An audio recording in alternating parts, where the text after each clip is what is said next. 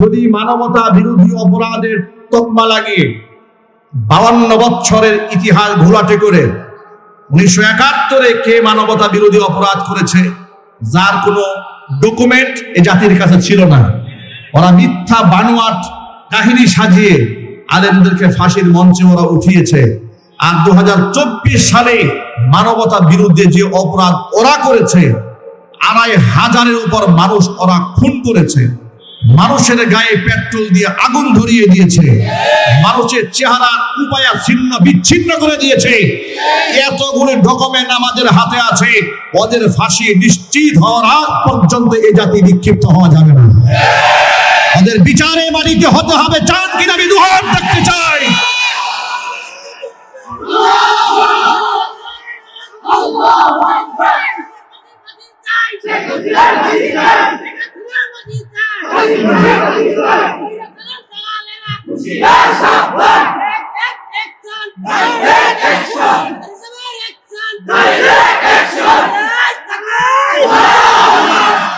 মনে রাখবেন, সম্পর্ক রাখবেন আলেমদের সাথে, আলেমদেরকে শত্রু বানাবেন না, আলেমদেরকে বন্ধু বানাবেন।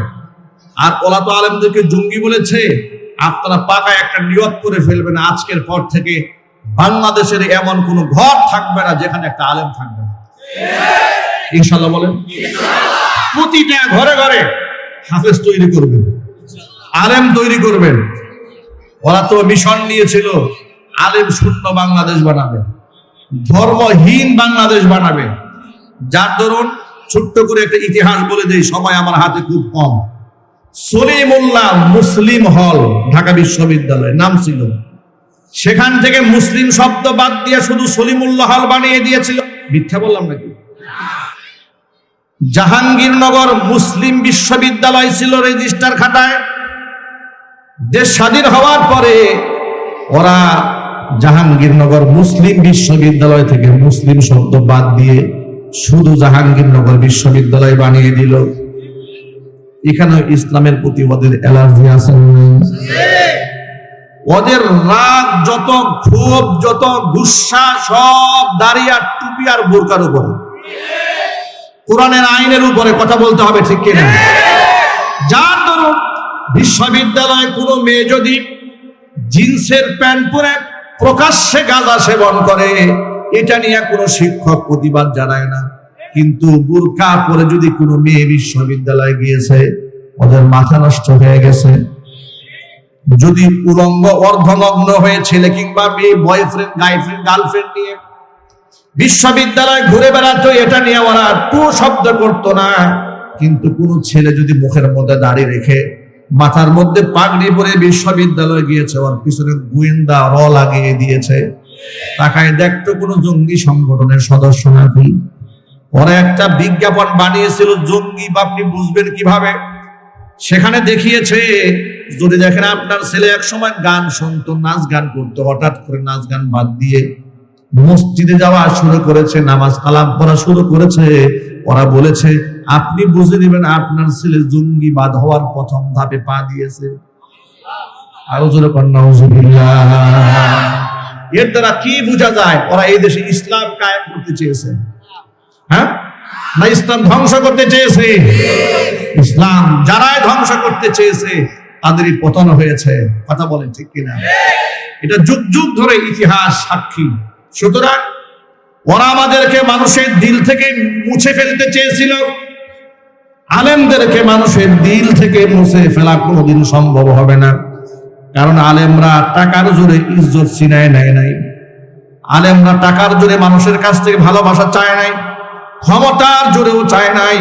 আলেমদের প্রতি মানুষের যে অকৃত্রিম স্নেহ আর ভালোবাসা, এটা আল্লাহ প্রদত্ত, আল্লাহ পাক দিয়েছেন। আল্লাহ পাক বলেন, ইয়ারফাইল্লাহুল্লাযীনা আমানু মিনকুম ওয়াল্লাযীনা উতুল ইলমা দারাজাত।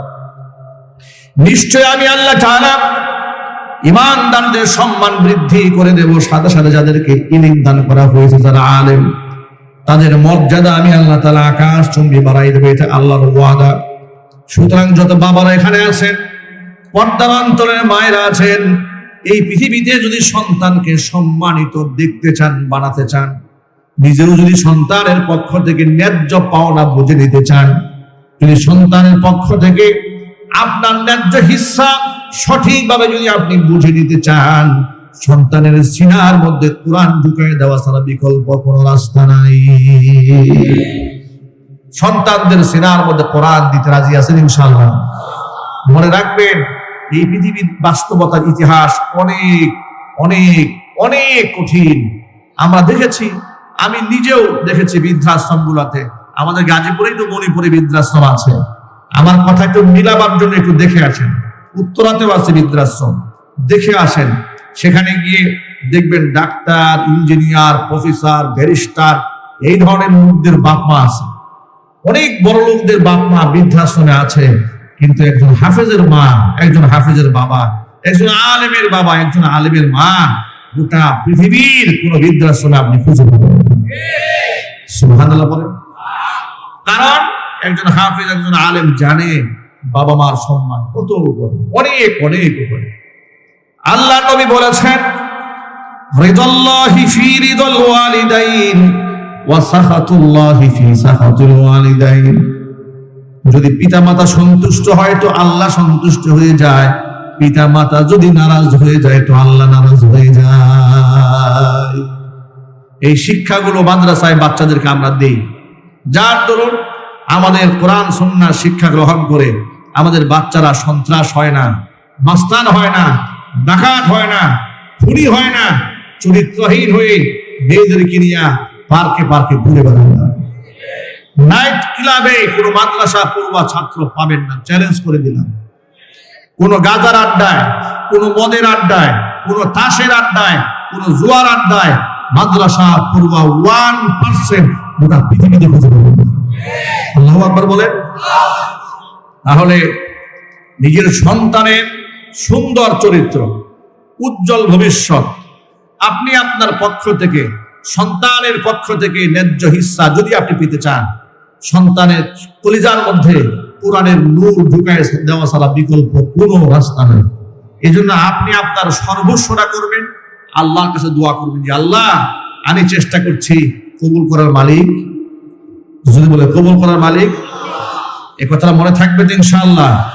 আর আমাদের ছেলেরা আলহামদুলিল্লাহ বর্তমানে তারা কি না শিখছে আপনারা বলুন। মাদ্রাসাগুলোতে কি না আছে, বাংলা, ইংরেজি, উর্দু, এরপরে ইংলিশ সব আছে, ম্যাথমেটিক্স, অঙ্ক সব আছে। এবং আমাদের ছোট ছোট বাচ্চাদের হাতের লেখা দেখলে তো আপনি অবাক হয়ে যাবেন। আলহামদুলিল্লাহ। দুরানি বাচ্চা মাত্র 2 বছর 3 বছর পড়েছে, 1 বছরের মাথায় বাচ্চার হাতের লেখা দেখে মনে হবে এ তো এসএসসি পাস। আলহামদুলিল্লাহ বলেন।